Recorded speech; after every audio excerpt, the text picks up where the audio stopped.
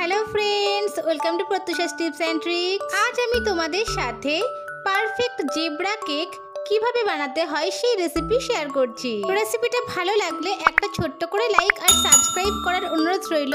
তাহলে চলো দেখে নিই জেব্রা কেক কিভাবে বানাতে হয়। প্রথমে আমি যে কড়াইতে কেক বানাবো সেই কড়াইতে লবণ এইভাবে স্প্রেড করে দিলাম। তোমরা লবণ ছাড়াও কেক বানাতে পারো, তবে লবণ দিলে কেকের মধ্যে টেম্পারেচারটা খুব ভালোভাবে পায়। এই লবণের উপরে একটা কেকের স্ট্যান্ড এইভাবে বসিয়ে ঢাকা দিয়ে একদম লো ফ্লেমে 10 মিনিটের জন্য প্রিহিট হতে দেব। আমি এরকম একটা কেক টিন ব্যবহার করছি। এই কেক টিনটার মধ্যে প্রথমে ঘি ব্রাশ করে নেব। তোমরা অয়েলও ব্রাশ করতে পারো। কেক টিনের চারিদিকে ভালো মতো ঘি ব্রাশ করে নেবার পর আমি একটা বাটার পেপার এর মধ্যে এইভাবে সেট করে দিলাম। এবার বাটার পেপারের উপরেও একটুখানি ঘি এইভাবে ব্রাশ করে নিচ্ছি। তোমরা কিন্তু বাটার পেপার ছাড়াও ময়দা স্প্রেড করে কোটিং তৈরি করে নিয়ে কেক বানিয়ে নিতে পারো। এবার একটা বড় বাটিতে আমি হাফ কাপ চিনিকে মিক্সিতে ব্লেন্ড করে নিয়ে পাউডার সুগার বানিয়ে নিয়েছি। এর মধ্যে 1/4 কাপ ঘি অ্যাড করে দিচ্ছি। তোমরা ঘিয়ের পরিবর্তে রিফাইন্ড অয়েলও ইউজ করতে পারো। এবার একটা হ্যান্ড হুইস্কারের সাহায্যে খুব ভালো মতো ফেটিয়ে নিতে হবে। ভালো মতো ফেটিয়ে নেবার পর এবার এর মধ্যে 1/4 কাপ মতো দুধ অ্যাড করে দিলাম। সুন্দর ফ্লেভারের জন্য 1 টিস্পুন মতো ভ্যানিলা এসেন্স অ্যাড করে দিচ্ছি। তোমরা চাইলে এটাকে স্কিপও করতে পারো। এবার সব উপকরণগুলোকে আবার হ্যান্ড হুইস্কারের সাহায্যে খুব ভালো মতো মিশিয়ে নেব। এবার এই বাটির ওপর একটা বড় ছাঁকনি অ্যাড করে এর মধ্যে 1 কাপ ময়দা, 1 টিস্পুন বেকিং পাউডার আর হাফ টিস্পুন মতো বেকিং সোডা অর্থাৎ খাবার সোডা অ্যাড করে দিলাম। মিষ্টিটাকে ব্যালেন্স করার জন্য 1 পিঞ্চ মতো লবণ অ্যাড করে দিয়ে সব উপকরণগুলোকে খুব ভালোভাবে চেলে নিচ্ছি। এবার একটা চামচের সাহায্যে খুব ভালো করে সব উপকরণগুলোকে মিশিয়ে নিচ্ছি। অল্প অল্প দুধ অ্যাড করে একটা স্মুথ ব্যাটার বানিয়ে নিতে হবে। প্রথমে কিন্তু খুব বেশি দুধ অ্যাড করা যাবে না। অল্প অল্প দুধ অ্যাড করে ব্যাটারটাকে বানিয়ে নিতে হবে। এই ব্যাটারটা বানাতে আমার টোটাল 1 কাপ মতো দুধ লেগেছে। দেখো এই রকম একটা স্মুথ ব্যাটার বানিয়ে নিতে হবে। ব্যাটারটা না খুব পাতলা হবে আবার না খুব ঘন হবে, এই রকম একটা স্মুথ ব্যাটার বানিয়ে নিতে হবে। এবার এই ব্যাটারটাকে আমি দুটো পার্টে ডিভাইড করে নেব। অন্য একটা বাটির মধ্যে আমি ব্যাটারটাকে অর্ধেকটা ঢেলে দিলাম। এবার অর্ধেক ব্যাটারের মধ্যে 2 টেবিলস্পুন কোকো পাউডার আর 1 টিস্পুন মতো কফি পাউডার অ্যাড করে দিলাম। এবার সব উপকরণগুলোকে খুব ভালো করে মিশিয়ে নেব।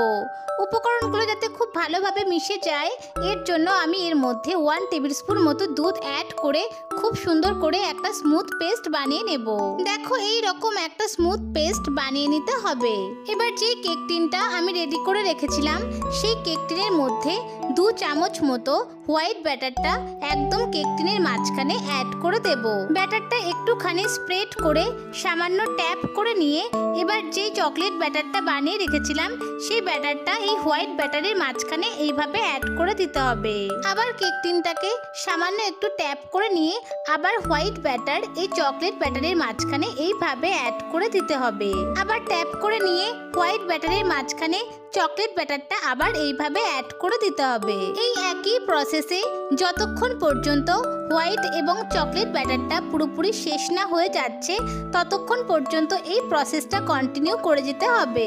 এই কেকটা বানাতে এবং দেখতে যেমন সুন্দর লাগে খেতেও কিন্তু দারুণ টেস্টি লাগে। এই সেম প্রসেসে দুটো ব্যাটারই পুরোপুরি অ্যাড করে দেবার পর এবার কেক টিনটাকে হালকা ট্যাপ করে নিতে হবে। এবার এইরকম একটা স্টিক দিয়ে আমি ডিজাইন বানিয়ে নেব। প্রথমে বাইরে থেকে ভেতরের দিকে এইভাবে দাগ টেনে নিতে হবে। তোমরা ভিডিওতে খুব ভালো করে দেখো আমি কিভাবে বানাচ্ছি। প্রত্যেকবার এইভাবে দাগ টেনে নেবার পর স্টিকটাকে এইভাবে ক্লিয়ার করে নিতে হবে, না হলে কিন্তু ডিজাইনটা ভালো হবে না। এই একইভাবে কেক টিনের কর্নার থেকে একদম সেন্টার পর্যন্ত এইভাবে দাগ টেনে ডিজাইন তৈরি করে নেব। দেখো কি সুন্দর ডিজাইন তৈরি হয়ে যাচ্ছে। আমি ওই দাগগুলোর মাঝখানে আরো একটা করে এইভাবে লেয়ার তৈরি করে নিচ্ছি। কেকটা যাতে আরো সুন্দর লাগে তাই এই দাগগুলোকে আমি আরো একটু সরু সরু করে টেনে নিচ্ছি। দেখবে একদম শেষে খুব সুন্দর ফুলের মতো ডিজাইনের কেক তৈরি হয়ে যাবে। দেখো খুব সুন্দর একটা ফুলের মতো ডিজাইনের কেক তৈরি হয়ে গেল। এবার আগে থেকে প্রিহিট করে রাখা কড়াইয়ের মধ্যে আমি কেক টিনটাকে খুবই সাবধানে বসিয়ে দিলাম। এবার এটাকে ঢেকে একদম লো ফ্লেমে আধ ঘন্টার জন্য বেক করে নেব। প্রায় 25 মিনিট পর আমি ঢাকা তুলে দেখছি। দেখো কেকটা কিন্তু দেখেই মনে হচ্ছে পুরোপুরি রেডি হয়ে গেছে। তোমরা একটা স্টিক দিয়ে এইভাবে প্রেস করে যদি দেখো স্টিকটা ক্লিয়ার আসছে, তাহলে বুঝবে কেকটা পুরোপুরি রেডি হয়ে গেছে। এবার গ্যাসটা অফ করে কেকটাকে ঠান্ডা করে নেব। কেকটা পুরোপুরি ঠান্ডা হয়ে গেলে এবার একটা চাকুর সাহায্যে কেকটার চারিদিকে এইভাবে ছাড়িয়ে নেব। কেক টিনের লকটা কিন্তু খুবই সহজে খুলে ফেলা যায়। আমি যেহেতু বড় কেক টিন ইউজ করেছি, তাই আমার 25 মিনিট মতো সময় লেগেছে। তোমরা যদি ছোট কেক টিন ইউজ করো তাহলে তোমাদের সময় একটু বেশি লাগতে পারে। এবার কেকের উপরে যে বাটার পেপারটা ছিল সেই বাটার পেপারটা আমি সরিয়ে নিলাম। দেখো জেব্রা কেকটা কি দারুণ দেখতে হয়েছে। কড়াইতে বেক করা সত্ত্বেও এর ডিজাইনগুলো কিন্তু নষ্ট হয়ে যায়নি। কেকটা ঠিক কতটা পারফেক্ট, সফট এবং স্পঞ্জি হয়েছে সেটা বোঝাবার জন্য আমি তোমাদের কেকটা কেটে দেখাচ্ছি। দেখো কেকটার ভেতরে জেব্রার মতো কি সুন্দর শেপ এসেছে।